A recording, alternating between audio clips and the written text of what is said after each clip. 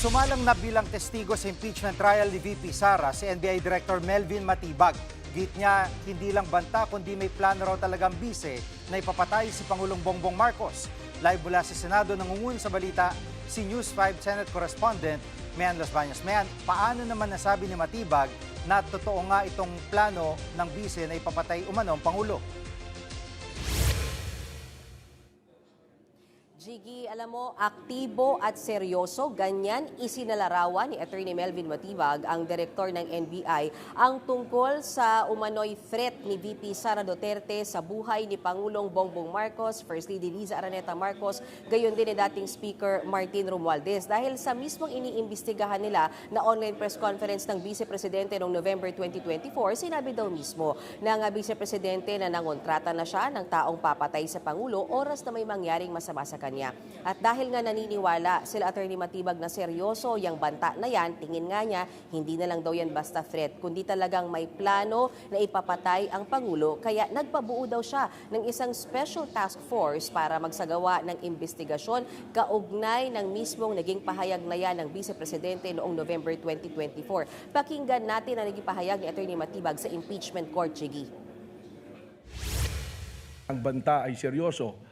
Katunayan po, ang aming investigasyon ngayon ay tumawid na sa hindi banta, kundi isang plano talaga na patayin po ang ating Pangulo ng Pilipinas. Hindi na ito talaga banta, kundi isa na pong confession ng kanyang plano na pagpatay po sa ating Pangulo.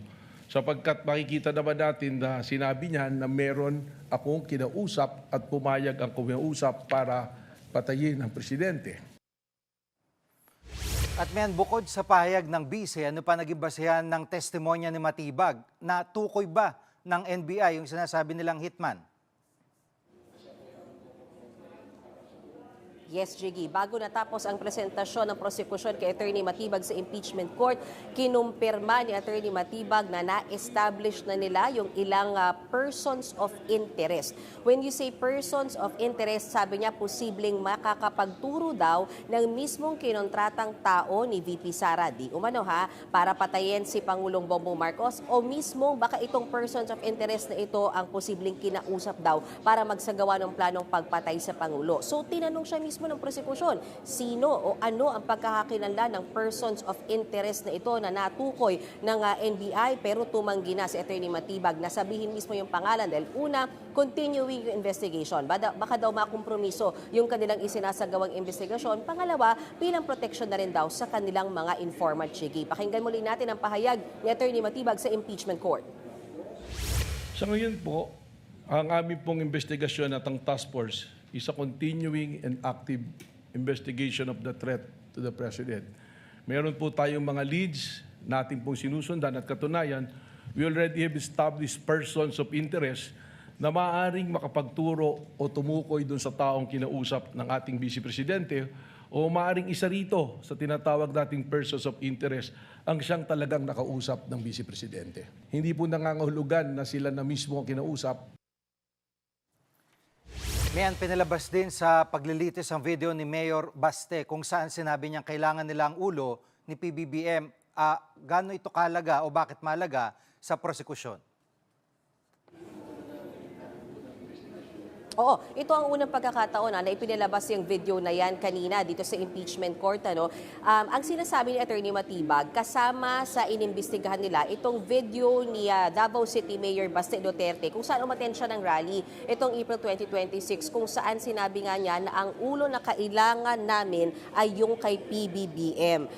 Pagkatapos niyan, ipinalabas din yung ibang mga videos, I think 2 videos yon, kung saan past videos, press conference ni VP Sara Duterte, kung saan sinabi din niya na nai-imagine daw niya na pinupugutan ng ulo si Pangulong Bongbong Marcos. So coming from those videos, ang sinasabi ni Attorney Matibag, tingin niya mukhang nanggagaling lang daw sa iisang pamilya yung threat o yung pagbabanta sa buhay ng Pangulo. At nasabi rin ni Attorney Matibag sa impeachment court na may mga namomonitor na sila sa social media ng mga pangkaraniwang tao na nagbabanta sa buhay ng Pangulo matapos ngang marinig kila VP Sara itong mga di umano'y threats na ito. Pakinggan muli natin ang testimonya ni Attorney Matibag, Jiggy.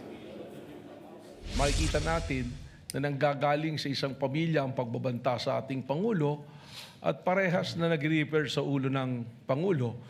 Kung kaya naman, iniisip po ba namin kung meron bang kasabwat o may sabwatan sa pangyayaring ito, sapagkat gaya po ng aking binanggit na noong November 23, binanggit po ng ating VP Presidente na meron na siyang kinausap para pumatay sa ating Pangulo at pumayag siya. Kaya ito po ang amin pong tinututukan sa task force na naging pagbabanta ng ating Vice President ay nagkaroon po ng tinatawag natin na epekto. It is a kinetic force na kung saan yung mga nakarinig ng kanyang pagbabanta ay gumagaya na rin at nagbabanta, lalong-lalo na sila ay nabibilang sa isang pamilya. At Mayan, alam naman natin na napakatindi ng seguridad sa isang presidente ng Pilipinas, partikular yung ginagawa ng Presidential Security Command, bukod pa sa PNP, AFP, talagang matindi yan. Ang tanong ay, kaya ba talaga yung ipatupad base sa pahayag nitong si Matibag? Kasi nagbabase talaga siya doon sa statement, yung online press ko na iyon.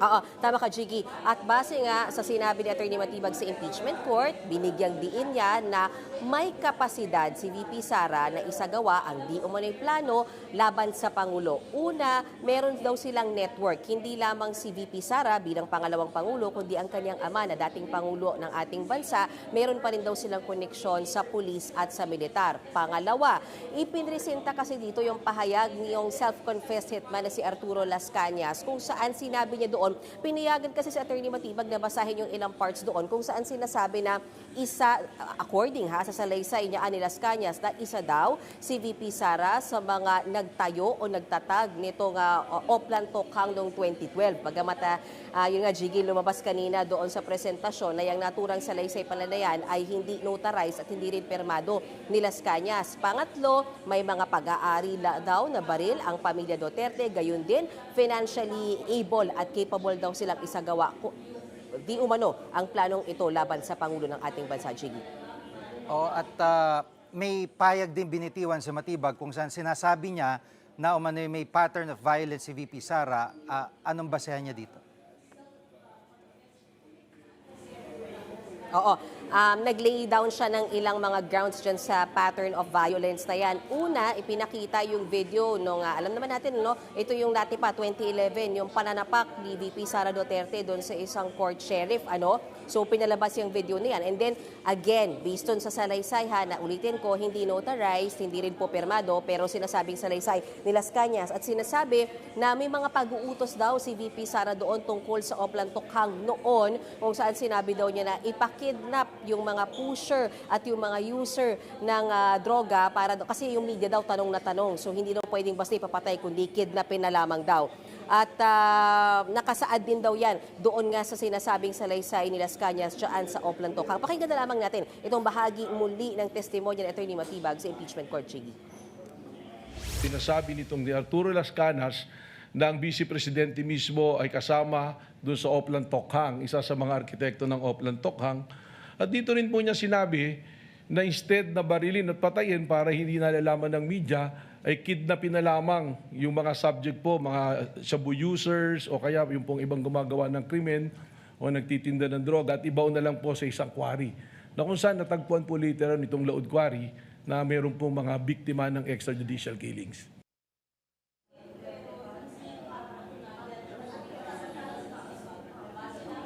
Sa ngayon, Jiggy, nagsasagawa ng cross-examination ang mga abogado ni VP Sara Duterte sa parehas na witness kay Atty. Matibag. At kanina nga, ini-establish nila yung connection ni Matibag, no, kung bakit siya humarap sa impeachment court dahil ipinakita nila yung dokumento kung saan nandoon daw, di umano, yung pirma at yung pangalan mismo ng asawa ni Atty. Matibag na isa sa mga nag-endorso ng impeachment complaint sa Kamara. Kaya ang sinasabi ni Atty. Mark Vinlua ng defense team ay bakit humarap si Matibag dito sa impeachment court bilang witness? Alam naman niya na yung asawa niya, isa sa mga nag-endorso ng impeachment case na yan. Pero ang sinasabi ni Matibag, magkaibang trabaho nila. Siya bilang NBI director na inimbitahan ng prosekusyon at ng impeachment court na magbigay linaw dito sa Article 4, kaugnay sa grave threat at inciting to sedition na kasama sa Articles of Impeachment ni VP Sara, iba rin daw ang trabaho ng kanyang asawa bilang isang kongresista. Nagpapatuloy pa ang impeachment trial sa mga oras na ito, Jiggy. Yan muna ang latest sa impeachment trial day 8. Balik sa'yo, Jiggy.